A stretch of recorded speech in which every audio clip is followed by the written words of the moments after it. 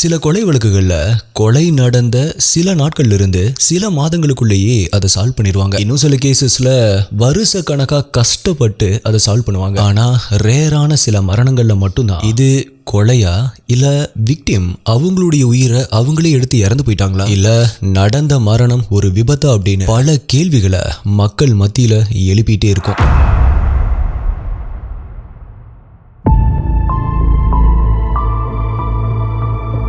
அது சரியா October 22, 2012 Nariman point west Mumbai. Time இப்ப சரியா 9:40. அந்த நாரிமன் பாயிண்ட் பகுதியில் இருக்கிற ஒரு சாஃப்ட்வேர் கம்பெனில கம்ப்யூட்டருக்கு முன்னாடி உட்கார்ந்துட்டு இருந்த 26 வயதான கேதர் பார்டி அப்படிங்கிற நபர் தன்னுடைய வேலையில கவனத்தை செலுத்தாம வேற என்னமோ யோசிச்ச மாதிரி அப்படியே உட்கார்ந்துட்டு இருந்தாரு. அப்படி யோசிச்சவரு அடுத்த சில நொடிகள் கழிச்சு பக்கத்துல இருந்த தன்னுடைய போன் எடுத்து யாருக்கோ கால் பண்றாரு. பட் அந்த காலை யாருமே அட்டன் பண்ணல. அதுக்கப்புறமா லஞ்ச் டைம்ல ஒரு தடவையும் ஈவினிங் ஒரு 4:30 மணிக்கு ஒரு தடவையும் அதே மாதிரி மனசுல ஏதோ ஒரு யோசனையோடையே அதே நம்பருக்கு திரும்பவும் கால் பண்ணி பாக்குறாரு. பட் அப்பயுமே கூட அங்கிருந்து எந்த ஒரு ரெஸ்பான்ஸுமே இல்ல. வேலை முடிஞ்சு வீட்டுக்கு போறப்பயுமே கூட அவருடைய யோசனை வேற எங்கேயோ தான் இருந்துச்சு. இப்ப டைம் சரியா ஒரு 8 மணியை நெருங்க ஆரம்பிக்குது. அந்தேரி அப்படிங்கிற பகுதியில் இருக்கிற மனிஷ் கார்டன் அப்படிங்கிற அடுக்குமாடி குடியிருப்புக்குள்ள கேதருடைய கார் நுழைய ஆரம்பிக்குது. அடுத்த சில நிமிடங்கள்ல அவரு செகண்ட் ஃப்ளோர்ல இருக்கிற தன்னுடைய பிளாட்டுக்கு முன்னாடி போய் நிக்கிறாரு.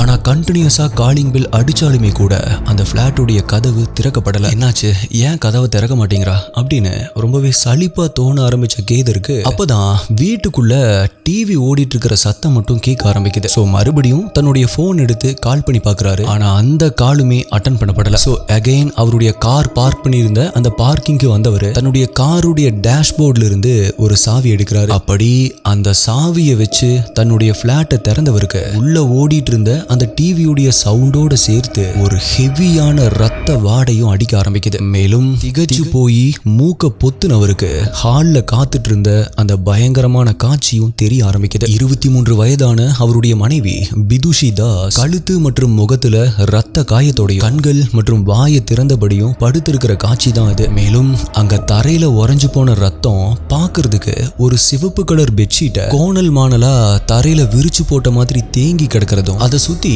உடைஞ்சு போன கண்ணாடி துண்டுகள் செதறி கிடக்கிறதும் அவருக்கு தெரிய ஆரம்பிக்குது. அதை பார்க்கும் பொழுதே அங்க இருக்கிற ஒரு ஷோகேஸ் உடைய கண்ணாடி கதவு தான் கீழே உடைஞ்சு கிடக்குது அப்படிங்கறதும் அவருக்கு புரிய ஆரம்பிக்குது. சோ உடனடியா தன்னுடைய மனைவி கிட்ட வந்து உட்கார்ந்தவர் அவங்களுடைய கண்ணத்தை தட்டி பிதுஷி பிதுஷி அப்படின்னு ரொம்பவே பதட்டமா சொல்லிக்கிட்டே அவங்களை எழுப்புறதுக்கு ட்ரை பண்றாரு. பட் பிதுஷியுடைய உடல்ல எந்த ஒரு அசைவுமே இல்ல. சோ பதறி அடிச்சுக்கிட்டு வெளியே வந்த கேதார் அந்த பிளாட்டுடைய செக்யூரிட்டி மற்றும் தன்னுடைய நெய்பர்ஸ் கிட்ட நடந்த விஷயத்தை பத்தி சொல்றாரு. அவங்களுடைய உதவியோட தன்னுடைய மனைவியை கொண்டு போய் பக்கத்தில் இருக்கிற ஒரு பெரிய ஹாஸ்பிட்டலையும் அட்மிட் பண்றாரு. ஆனா அவங்கள செக் பண்ண டாக்டர்ஸ் அவங்க ஆல்ரெடி இறந்து போயிட்டாங்க அப்படிங்கிற ஷாக்கிங்கான விஷயத்த சொல்ல ஆரம்பிக்கிறாங்க. அதை கேட்ட கேதார் அந்த இடத்திலேயே உட்கார்ந்து கதறி அழுக ஆரம்பிக்கிறாரு. எஸ்டிஐ நான் இப்ப வரைக்கும் இன்ட்ரோல சொன்ன தகவல்கள் எல்லாமே இந்த கேஸுடைய இன்வெஸ்டிகேஷன்ல ரொம்ப ரொம்ப முக்கியமா இருக்க போற விஷயங்கள். இந்த கேஸ் ரொம்பவே குழப்பமான பல மர்ம முடிச்சுகளை கொண்ட ஒரு கேஸா இருக்க போகுது. இந்த கேஸுடைய கடைசி நொடி வரைக்குமே உண்மையாவே நீங்க ஒரு சினிமா தான் பார்த்துட்டு இருக்கீங்களா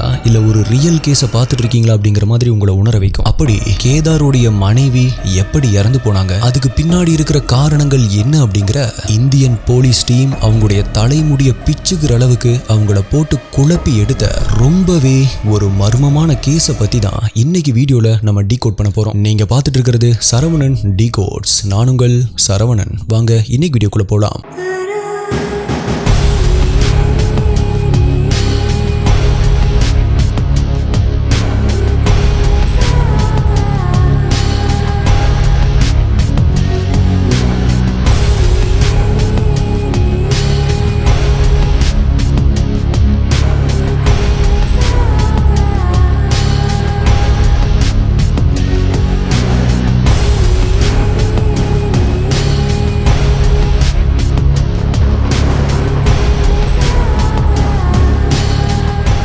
இந்த வீடியோல நான் சொல்ற யூடியூப்ல காமிக்க முடியாத crime scene images, crime scene videos எல்லாமே நம்மளுடைய அஃபீஷியல் டெலிகிராம் குரூப்ல தான் அப்டேட் பண்ணுவோம். யூடியூப்ல கரெக்டா நோட்டிபிகேஷன் கிடைக்காதவங்களுக்கும் அங்க இன்ஸ்டன்டா அப்டேட் கிடைச்சிடும். டெலிகிராம் யூஸ் பண்ணாதவங்களுக்கு வாட்ஸ்அப்ல நம்மளுடைய சேனல் இருக்கு, அங்கேயுமே உங்களுக்கு இன்ஸ்டன்ட் அப்டேட்ஸ் கிடைச்சிடும். நம்மளுடைய அஃபீஷியல் வாட்ஸ்அப் மற்றும் டெலிகிராம் சேனலுடைய லிங்க் டிஸ்கிரிப்ஷன் பின்ட் கமெண்ட்ல கொடுத்திருக்கேன், செக் பண்ணி பாருங்க.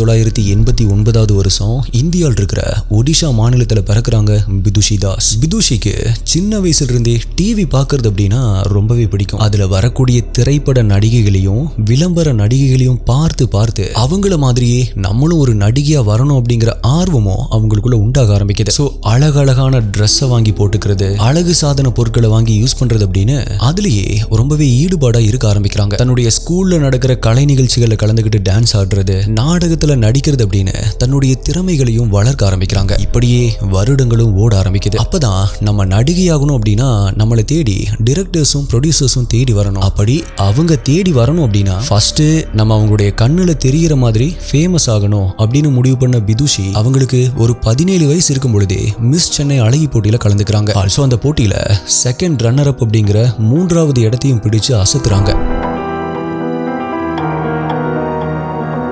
அதுக்கப்புறமா அதே சென்னையில் இருக்கிற டிவி நடிகையான தன்னுடைய ஃப்ரெண்டுடைய வீட்டில் தங்கினபடியே திரைப்பட வாய்ப்புகளையும் தேட ஆரம்பிக்கிறாங்க. அப்பதான் அவங்க கொஞ்சம் கூட கற்பனை பண்ணாத அந்த வாய்ப்பு அவங்களுக்கு கிடைக்க ஆரம்பிக்குது. எஸ், 2006 உலக நாயகன் கமலஹாசன் நடிப்புல தயாராகிட்டு இருந்த வேட்டையாடு விளையாடு படத்துல நடிக்கிறதுக்கான வாய்ப்பு பிதுஷிக்கு கிடைக்குது. பிளாக் பஸ்டர் ஹிட்டான அந்த கிரைம் த்ரில்லர் படத்தை நீங்க கண்டிப்பா பார்த்திருப்பீங்க. இப்போ நான் பிதுஷியுடைய போட்டோவை ஸ்கிரீன்ல காமிக்கிறேன். உங்களுக்கு ஒரு 5 செகண்ட்ஸ் டைமும் கொடுக்குறேன். இவங்க அந்த படத்துல எந்த கேரக்டர்ல நடிச்சாங்க அப்படிங்கறத திங்க் பண்ணி கீழே கமெண்ட்ல சொல்லுங்க.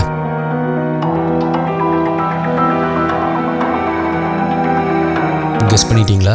கரெக்டாக கண்டுபிடிச்சவங்க எல்லாத்துக்குமே வாழ்த்துக்கள்.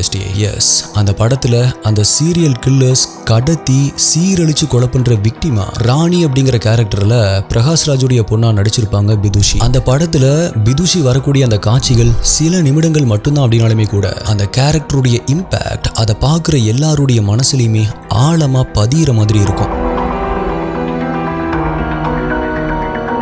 ஸோ நம்ம ஒரு நல்ல படத்தில் நடிச்சிருக்கோம் அப்படின்னு சந்தோஷப்பட்ட பிதுஷி அடுத்தடுத்த பட வாய்ப்புகளை எதிர்பார்த்து காத்திருக்க ஆரம்பிக்கிறாங்க. அந்த டைம்ல தான் ஒரு மேரேஜ் ஃபங்க்ஷனுக்கு போன அவங்களுக்கு சென்னையில சாஃப்ட்வேர் இன்ஜினியரா வேலை பார்த்துட்டு இருந்த கேதாருடைய அறிமுகமும் கிடைக்குது. அண்ட் 2 பேருமே ஒருத்தர் லவ் பண்ணவும் ஆரம்பிக்கிறாங்க. பட் அவங்க 2 பேருமே வேற வேற காஸ்ட் அண்ட் வேற லாங்குவேஜ் பேசுறவங்க அப்படிங்கிற காரணத்தை சொல்லி அவங்களுடைய காதலுக்கு அவங்களுடைய 2 பேருடைய வீட்லயுமே எதிர்ப்பு தெரிவிக்கிறாங்க. பட் அந்த எதிர்ப்பையுமே மீறி 2009 வருஷம் அவங்க 2 பேருமே மேரேஜ் பண்ணிக்கிறாங்க. அதிலிருந்து அவங்களுடைய 2 வீட்டுடைய பேரண்ட்ஸ் கூடயுமே சரியா கான்டாக்ட்ஸ் கூட வச்சுக்காமலேயே அவங்களுடைய லைஃபை ரன் பண்ண ஆரம்பிக்கிறாங்க. இப்படியே சில மாதங்கள் கடந்து போயிட்டு இருந்த சிச்சுவேஷன்ல தான் ஒரு நாள் தன்னுடைய கணவர்கிட்ட வந்த பிதுஷி பேசாம நம்ம மும்பைக்கே போய் செட்டில் ஆயிடலாமா அப்படின்னு கேட்கிறாங்க. ஆக்சுவலா வேட்டையாடு விளையாடு படத்துக்கு அப்புறமா பிதுஷிக்கு அவங்க எதிர்பார்த்த மாதிரி பட வாய்ப்புகள் எதுவுமே கிடைக்காம போகுது. மேலும் அவங்கள வச்சு போட்டோ ஷூட் நடத்தின போட்டோகிராஃபர்ஸ் சில பேரும் கூட நீங்க பாக்குறதுக்கு ஹிந்தி ஆக்ட்ரஸ் மாதிரி இருக்கீங்க, அதனால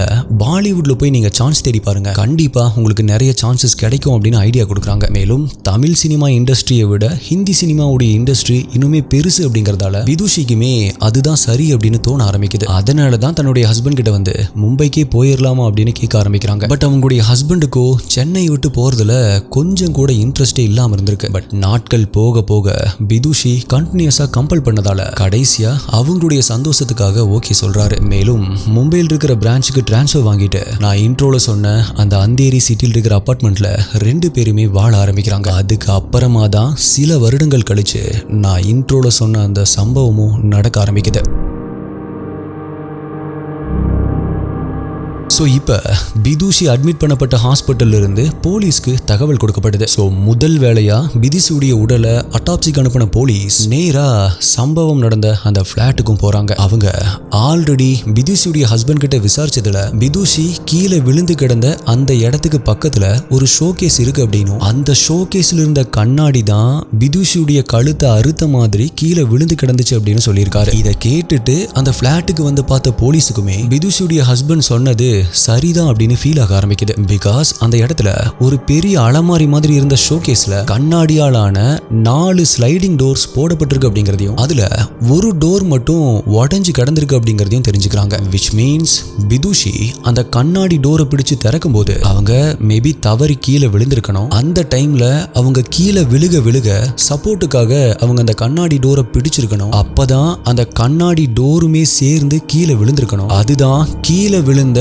விதுஷியுடைய கழுத்தையும் வெட்டி இருக்கணும் அப்படின்னு போலீஸ் ஃபீல் பண்றாங்க. ஆனா அதே காரணத்தையே அவங்களுடைய எஃப்ஐஆர்லயும் மென்ஷன் பண்றாங்க. எஸ்டிஐ, நான் இப்ப இதெல்லாம் சொல்லிட்டு இருக்கும் போதே கண்டிப்பா இதெல்லாம் நடந்திருக்காது, வேற என்னமோ நடந்திருக்கும் அப்படின்னு உங்களுடைய மனசுல தோணிட்டு இருக்கும். பட் போலீஸ் நினைச்ச மாதிரியே அட்டாப்சி ரிப்போர்ட்டுமே கூட அவங்களுடைய அசம்ஷனை சப்போர்ட் பண்ற மாதிரி தான் இருந்திருக்கு. விதுஷி இறந்து போனதுக்கான காரணம் அதிகப்படியான பிளட் லாஸ் தான் அப்படின்னும், அப்படி பிளட் எல்லாம் வெளியே போனது விதுஷியுடைய கழுத்து பகுதியிலிருந்து தான். அதாவது கழுத்து அறுக்கப்பட்டதால தான் விதுஷியுடைய உடல்ல இருந்து ரத்தம் வெளியே போயிருக்கு அப்படின்னும் அட்டாப்சி ரிப்போர்ட்ல மென்ஷன் பண்ணப்பட்டிருக்கு.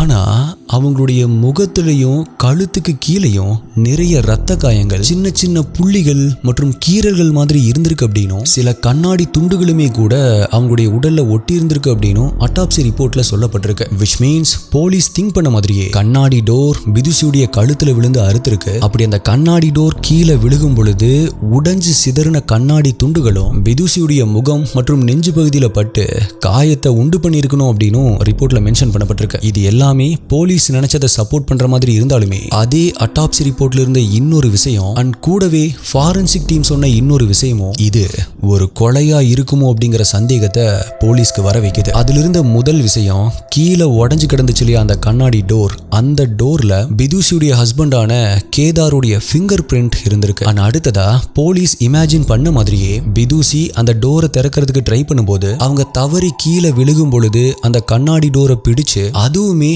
அவங்க மேல விழுந்திருந்தா, அதாவது அவங்க கீழே விழுந்து அவங்களுடைய கழுத்து மேல அந்த கண்ணாடி டோர் விழுந்திருந்துச்சு அப்படின்னா அதனால ஏற்பட்ட வெட்டுக்காயம் அப்படிங்கிறது ரொம்பவே ஆழமா இருந்திருக்கும். அதாவது தரையில் இருந்து 2 அடி உயரத்துல இருந்த அந்த ஷோகேஸோடைய கண்ணாடி டோர் மொத்தமா 4 அடி உயரம் கொண்ட டோரா இருந்திருக்கு. சோ அவ்வளவு பெரிய கண்ணாடி விதுஷி மேல விழுந்து உடைஞ்சிருக்கு அப்படின்னா அதனால ஏற்பட்ட வெட்டுக்காயம் அப்படிங்கிறது ரொம்பவே ஆழமா தான் இருந்திருக்கும். பட் இப்ப விதுஷியுடைய கழுத்துல ஏற்பட்டிருக்கிற இந்த காயம் அப்படிங்கிறது அந்த அளவுக்கு ஆழமானதா இல்லை அப்படின்னு ஃபாரன்சிக் டீமால சொல்லப்பட்டிருக்கு. ஸோ மேபி யாரோ ஒரு பர்சன் விதுஷியுடைய கழுத்தை அறுத்து கொலை பண்ணியிருக்கலாம் அப்படிங்கிற அவங்களுடைய சந்தேகத்தையும் ஃபாரன்சிக் டீம் போலீஸ் கிட்ட சொல்றாங்க. ஸோ இப்போ இது எல்லாத்தையுமே தெரிஞ்சுக்கிட்ட போலீஸும் விதுஷியுடைய கழுத்தை வெட்டுன அந்த கண்ணாடி டோர்ல அவங்களுடைய ஹஸ்பண்டான கேதாருடைய ஃபிங்கர் பிரிண்ட் இருந்திருக்கு அப்படிங்கறதால அவரு தான் ஒருவேளை விதுஷியை கொலை பண்ணியிருப்பாரோ அப்படின்னு அவர் மேல சந்தேகப்பட ஆரம்பிக்கிறாங்க. ஸோ ஆக்சிடென்டல் டெத் அப்படின்னு அவங்கள ஃபீல் பண்ண வச்ச விதுஷியுடைய மரணம் இப்ப அவங்களுடைய கண்ணுக்கு ஒரு கொலை வழக்கா தெரிய ஆரம்பிக்குது. ஆனா இந்த இடத்துல நம்ம இன்னொரு முக்கியமான விஷயத்த சொல்லியே ஆகணும். இப்ப ஒரு ஸ்ட்ரேஞ்சருடைய ஃபிங்கர் பிரிண்ட் அந்த கண்ணாடியில இருந்திருக்கு அப்படின்னா அது ரொம்பவே முக்கியமான ஒரு எவிடன்ஸா இருக்கும். பட் இங்க அந்த பிளாட்ல இவருமே சேர்ந்து தானே வாழ்ந்திருக்காரு. விதுஷியுடைய ஹஸ்பண்ட் இவரு தான் அப்படிங்கறதால அவங்க 2 பேருமே அந்த பிளாட்ல தான் இருந்திருக்காங்க அப்படிங்கறதால கேதாருடைய ஃபிங்கர் பிரிண்ட் அந்த ஷோகேஸுடைய கண்ணாடியில இருக்கிறது ரொம்பவே சாதாரணமான ஒரு விஷயம். அப்படிதான் கோர்ட்டால பார்க்கப்படும். ஆனா அது மட்டும் இல்ல, அட்டாப்சி ரிப்போர்ட்ல கிளியரா சொல்ல முடியாம இருந்த இன்னொரு விஷயத்தாலையும் கேதார் மேல இருந்த சந்தேகத்தை இன்னுமே பலவீனமா மாத்துது. அது என்ன அப்படின்னா, விதுஷியுடைய இறந்த உடல் அட்டாப்சி பண்ண டாக்டர்ஸால அவங்க இறந்த டைம் என்ன அப்படிங்கறத ரொம்பவே கிளியரா சொல்ல முடியாம போகுது. அவங்க என்ன சொன்னாங்க அப்படின்னா, மேபி காலையில 6 மணிலிருந்து மதியம் 12 மணிக்குள்ளதான் அவங்க இறந்து போயிருக்கணும் அப்படின்னு தான் அட்டாப்சி ரிப்போர்ட்ல மென்ஷன் பண்ணிருக்காங்க. சோ இது எப்படி இப்ப கேதார் மேல இருந்த சந்தேகத்தை கம்மி பண்ணுது அப்படின்னா, கேதார் விதுஷி இறந்த அன்றைய நாள் காலையில 7:30 மணிக்கு அந்த அபார்ட்மெண்ட்ல இருந்து வேலைக்கு கிளம்பி போயிட்டதா போலீஸ் கிட்ட சொல்லியிருக்காரு. ஆனா அவர் சொன்னது சரிதான் அப்படின்னும் அந்த அபார்ட்மெண்ட்டுடைய வாட்ச்மேனும் போலீஸ் கிட்ட சொல்லியிருக்காரு. அதாவது அன்னைக்கு காலையில் ஒரு 7:30 மணிக்கு அவர் வேலைக்கு போனதை அந்த அப்பார்ட்மெண்ட்டோடைய என்ட்ரன்ஸ்ல நின்றுட்டு இருந்த வாட்ச்மேன் நோட் பண்ணியிருக்காரு. அது மட்டும் இல்ல, அவர் எப்பவுமே அதே டைமுக்கு தான் வேலைக்கு போவார் அப்படின்னும் அந்த வாட்ச்மேன் போலீஸ் கிட்ட சொல்லியிருக்காரு. ஸோ இதுதான் கேதார் மேல இருந்த சந்தேகத்தை கம்மி பண்ற மாதிரி இருந்திருக்கு. ஆனாலுமே அந்த வாட்ச்மேன் சொன்னாலுமே கூட கேதார் அன்னைக்கு அந்த டைம்ல தான் வேலைக்கு கிளம்பி போனார் அப்படிங்கறத கன்ஃபார்ம் பண்றதுக்கு இன்னுமே ஏதாவது ஒரு ஸ்ட்ராங்கான எவிடன்ஸ் கிடைக்குதா அப்படின்னு போலீஸ் செக் பண்ண ஆரம்பிக்கிறாங்க. விதுஷி இறந்து போனது 2012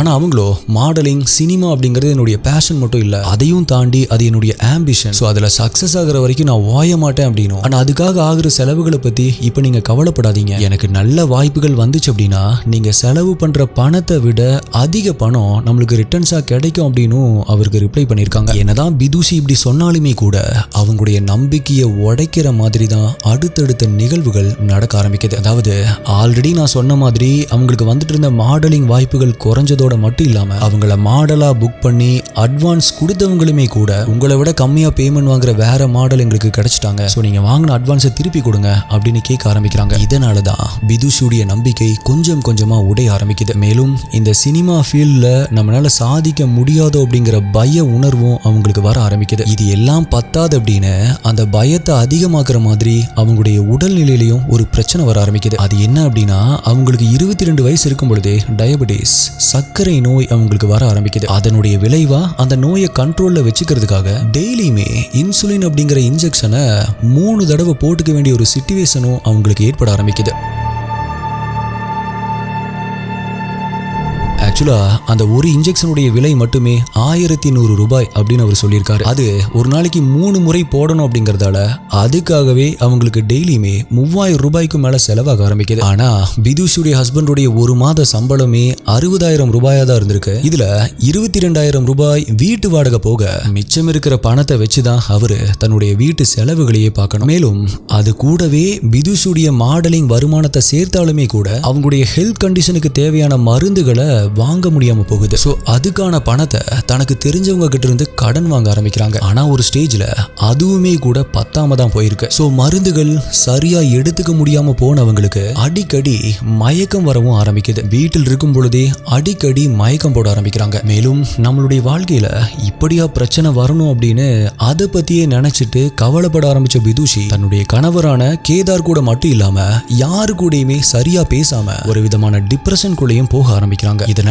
அவங்களுடைய பிபி, பிளட் பிரஷரும் அதிகமாக ஆரம்பிக்குது. அதனுடைய விளைவா சர்க்கரை நோய்க்கான ட்ரீட்மெண்ட்டோட சேர்த்து மென்டல் டிப்ரெஷனுக்கான ட்ரீட்மெண்ட்டையும் கூடவே பிபிக்கான டேப்லெட்ஸையும் எடுத்துக்க ஆரம்பிக்கிறாங்க.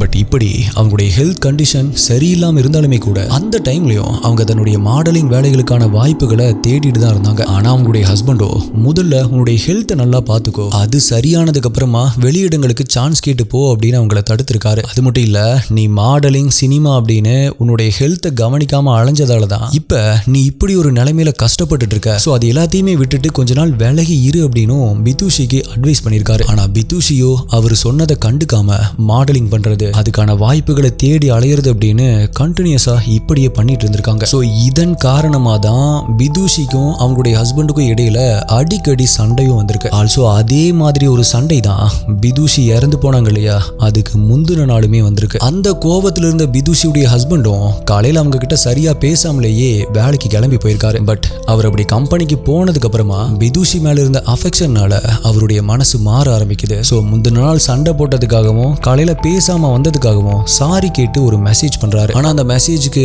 பிதுஷி கிட்ட இருந்து எந்த ஒரு ரிப்ளையுமே இல்ல. சோ அதுக்கப்புறமா தான் நான் இன்ட்ரோல சொன்ன மாதிரி அன்றைய நாள் பிதுஷி கிட்ட பேசுறதுக்காக கால் பண்ணி பாக்குறாரு. பட் பிதுஷியோ அந்த காலையும் அட்டன் பண்ணல அப்படிங்கறதால தன்னுடைய அப்பா மற்றும் தன்னுடைய மாமனாருக்கு கால் பண்ணி இந்த மாதிரி தனக்கும் பிதுஷிக்கும் ஒரு பிரச்சனை இருக்கு, நீங்க தான் பிதுஷியை சமாதானப்படுத்தணும் அப்படின்னு சொல்லி ஹெல்ப்பும் கேட்டிருக்காரு. அவங்களும் கால் பண்ணிருக்காங்க. அப்பவுமே கூட பிதுஷி கால் அட்டன் பண்ணல. அதனாலதான் அன்னைக்கு நாள் முழுவதுமே அதே யோசனையாவே இருந்திருக்காரு. அந்த யோசனையோடைய ஈவினிங் ஃபிளாட்டுக்கும் போயிருக்காரு. பட் இப்ப கேதார் சொன்ன இந்த விஷயங்கள் எல்லாத்தையுமே கேட்டுமே கூட போலீஸ்க்கு இன்னுமே கூட சில கேள்விகள் வர ஆரம்பிக்குது. ஓகே, பிதுஷி உங்களுடைய காலை அட்டன் பண்ணல அப்படின்னா நீங்க வேலைக்கு லீவ் போட்டுட்டு நேரடியா வீட்டுக்கு வந்து அவங்கள பார்த்துருக்கலாமே, எதனால அப்படி பண்ணாம கம்பெனிலேயே இருந்தீங்க அப்படிங்கிற கேள்வியை கேதார் கிட்ட கேட்கறாங்க. மேலும் பிதுஷியும் அவரும் தங்கியிருந்த அந்த பிளாட்டுடைய ஓனருமே கூட அதே அபார்ட்மெண்ட்ல தான் வேற ஒரு பிளாட்ல இருந்திருக்காங்க. சோ உங்களுடைய நெய்பரான அவருக்கு கால் பண்ணி பிதுஷியை செக் பண்ண சொல்லியிருக்கலாம். அப்படி சொல்லாம எதனால உங்களுடைய அப்பா மற்றும் மாமனாருக்கு கால் பண்ணி பிதுஷியை சமாதானப்படுத்த சொன்னீங்க அப்படின்னு கேட்கறாங்க. இது என்ன கேள்வி அப்படிங்கிற மாதிரி தன்னுடைய முகத்தை வச்சிருந்த கேதார், எங்களுடைய குடும்ப பிரச்சனையில ஹவுஸ் ஓனரை தலையிட வைக்கிறதுக்கு எனக்கு தோணல. மேலும் என்னுடைய கம்பெனிலயும் அன்னைக்கு ரொம்பவே முக்கியமான வேலை இருந்துச்சு. அதனாலதான் அதை விட்டுட்டு என்னால விதுஷியை போய் பார்க்க முடியல அப்படின்னு ரிப்ளை பண்றாரு. பட் அவர் இவ்வளவு சொல்லியுமே கூட அவர் மேல இருந்த சந்தேகம் போலீஸ்க்கு கிளியர் ஆகவே இல்லை. அண்ட் எஸ்டிஐ, உங்களுடைய எஸ்டிஐ இன்ட்யூஷன் இப்ப என்ன சொல்லுது? கேதர் சொல்றது எல்லாமே உண்மை அப்படின்னு தோணுதா, இல்ல கேதர் தான் இதுல ஏதோ பண்ணிருப்பாரு அப்படின்னு உங்களுக்கு தோணுதா? வீடியோவுடைய இந்த மினிட்டை மென்ஷன் பண்ணி கீழே கமெண்ட் பண்ணுங்க. வீடியோ முடியும் பொழுது உங்களுடைய இன்ட்யூஷன் சரியா அப்படிங்கறத நீங்களே செக் பண்ணிக்கோங்க. என்னதான் கேதார் இவ்வளவு பதில்கள் சொன்னாலுமே கூட போலீஸ்க்கு அவர் மேல இருந்த சந்தேகம் குறையவே இல்லை. ஏன்னா நான் முன்னாடியே சொன்ன ஒரு முக்கியமான பாயிண்ட் தான். அது என்னன்னா, அட்டாப்சி ரிப்போர்ட்ல விதுஷி 6 மணிலிருந்து மதியம் 12 மணிக்குள்ள கொலை பண்ணப்பட்டிருக்கலாம் அப்படின்னு மென்ஷன் பண்ணியிருந்தாங்க இல்லையா? கேதார் வேலைக்கு போனது 7:50 மணிக்கு. சோ அந்த 1 மணி நேரம் 50 நிமிடங்கள் கேப்ல கேதார் விதுஷியை கொலை பண்ணிருக்கலாமே அப்படிங்கிற கேள்விக்கு இப்ப வரைக்குமே ஒரு கிளியரான பதில் கிடைக்காம தான் இருந்திருக்கு. அது மட்டும் இல்ல, கேதாருடைய மாமனார் அதாவது விதுஷுடைய அப்பா என்ன சொல்லியிருக்காரு அப்படின்னா, என்னுடைய மகளை கல்யாணம் பண்ணதுக்கு அப்புறமா கேதார் எனக்கு ஒரு தடவை கூட கால் பண்ணதே கிடையாது. என்னுடைய மகள் இறந்த அன்னைக்கு தான் அவன் எனக்கு முதல் தடவையா கால் பண்ணா. அது எனக்கு ரொம்பவே ஆச்சரியமா இருந்துச்சு அப்படின்னு விதுஷுடைய அப்பா போலீஸ் கிட்ட சொல்லியிருக்காரு. சோ இதை வச்சு பாக்குறப்ப ஏதோ ஒரு சண்டை வந்து கேதார் தான் விதுஷியை கொலை பண்ணியிருக்கணும். அது யாருக்கும் தெரியாம இருக்கிறதுக்காக தன்னுடைய மாமனாருக்கே கால் பண்ணி ஹெல்ப் கேட்கிற மாதிரி அவர் டிராமா பண்ணியிருக்கணும் அப்படின்னு போலீஸ் சந்தேகப்பட ஆரம்பிக்கிறாங்க. பட் அப்பதான் இந்த கேஸ்ல இன்னும் சில பேர் மேலேயுமே அவங்களுக்கு சந்தேகம் வர ஆரம்பிக்குது. ஆக்சுவலா இதை போலீஸ் எதிர்பார்க்கவே இல்லை.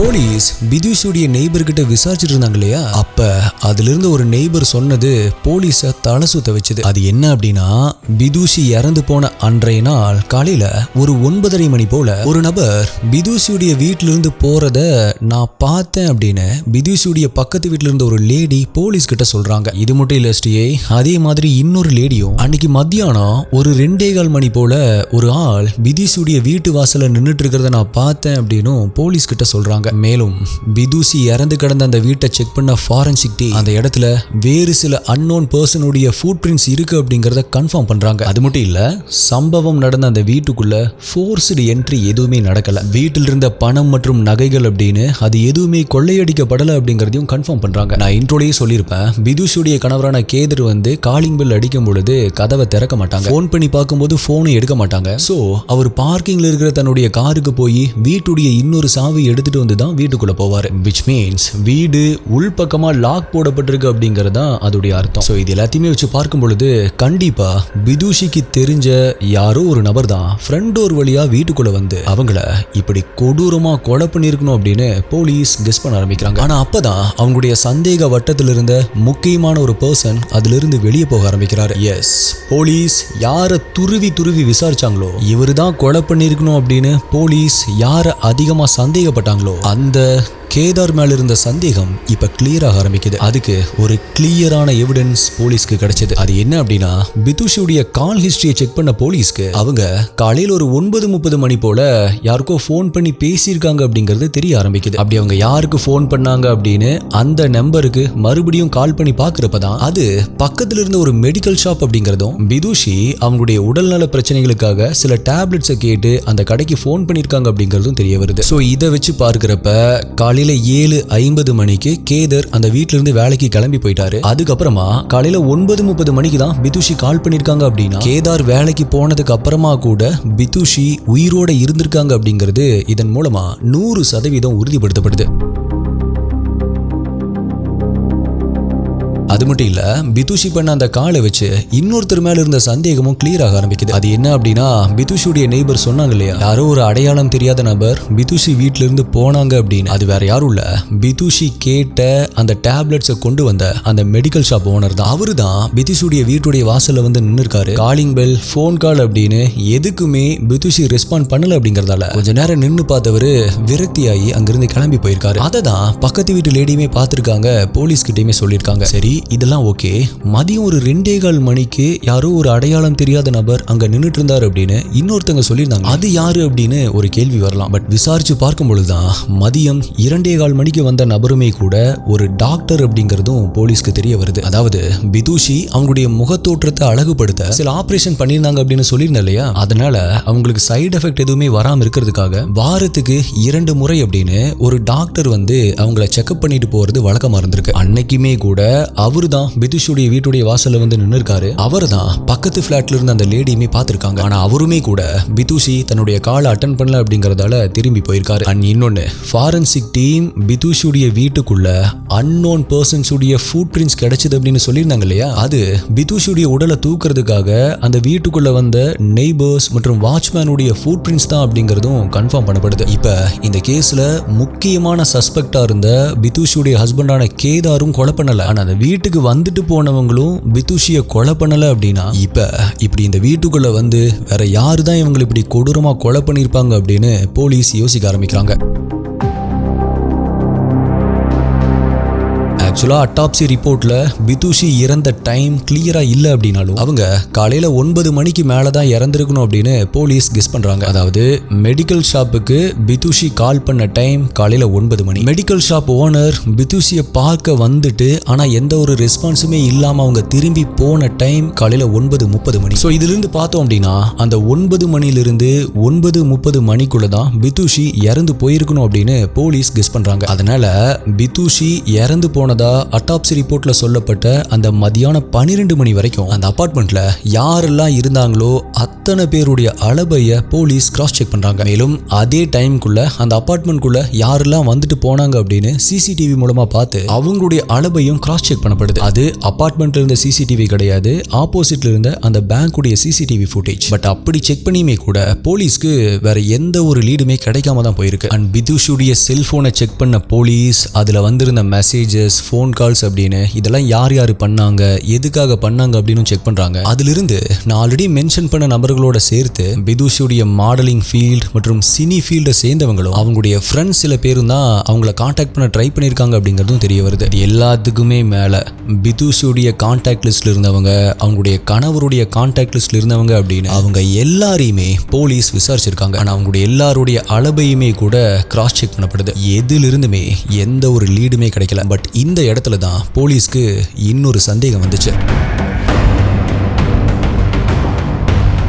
ஆக்சுவலாக நம்ம இங்கே கவனிக்க வேண்டிய ஒரு முக்கியமான விஷயம் என்ன அப்படின்னா, பிதுஷி இறந்து கிடந்த ஃப்ளாட்டுடைய ஒரு சாவி அந்த ஃப்ளாட்லேயே தான் இருந்திருக்கு. இன்னொரு சாவி பிதுஷியுடைய ஹஸ்பண்ட் கிட்ட இருந்திருக்கு. இப்போ ஃப்ளாட் உள்பக்கமாக லாக் பண்ணப்பட்டிருக்கு அப்படிங்கிறத வச்சு பார்க்குறப்ப அதை ஓப்பன் பண்ணணும் அப்படின்னா பிதுஷி ஹஸ்பண்ட் கையில் இருந்த சாவியை வச்சு மட்டும்தான் ஓப்பன் பண்ண முடியும். ஸோ போலீஸுடைய கஸ்ஸிங் என்னவா இருந்திருக்கு அப்படின்னா, ஒருவேளை பிதுஷியுடைய ஹஸ்பண்ட் தனக்கு தெரிஞ்சவங்க யார்கிட்டயாவது பணத்தை கொடுத்து செட் பண்ணி அவங்க கிட்ட ஃப்ளாட்டுடைய சாவியை கொடுத்து விட்டுருக்கணும். அப்படி செட் பண்ணப்பட்ட அவங்க தான் யாருக்குமே தெரியாம அந்த பிளாட்டுக்குள்ள போய் பிதுஷியை கொலை பண்ணிருக்கணும் அப்படின்னு போலீஸ் சந்தேகப்பட ஆரம்பிச்சாங்க. பட் இடியாப்ப சிக்கல் மாதிரியும் விடையே இல்லாத ஒரு கேள்வி மாதிரி இந்த கேஸ் பல வருடங்களா விசாரணையிலே தான் இருந்துச்சே தவிர அதற்கான விடை எதுவுமே கிடைக்கவே இல்லை. அண்ட் கடைசியா போன வருஷம் 2024 அக்டோபர் மாசம் ஒரு வட்டத்தை நம்ம வரைய ஆரம்பிச்சோம் அப்படின்னா எப்படி அது ஸ்டார்ட் ஆன இடத்துலயே வந்து முடியுமோ அதே மாதிரி தான் ஆரம்பத்துல போலீஸ்க்கு வந்த அந்த ஒரு கஸ்ஸிங் தான் கரெக்ட் அப்படின்னு சொல்லி இந்த கேஸை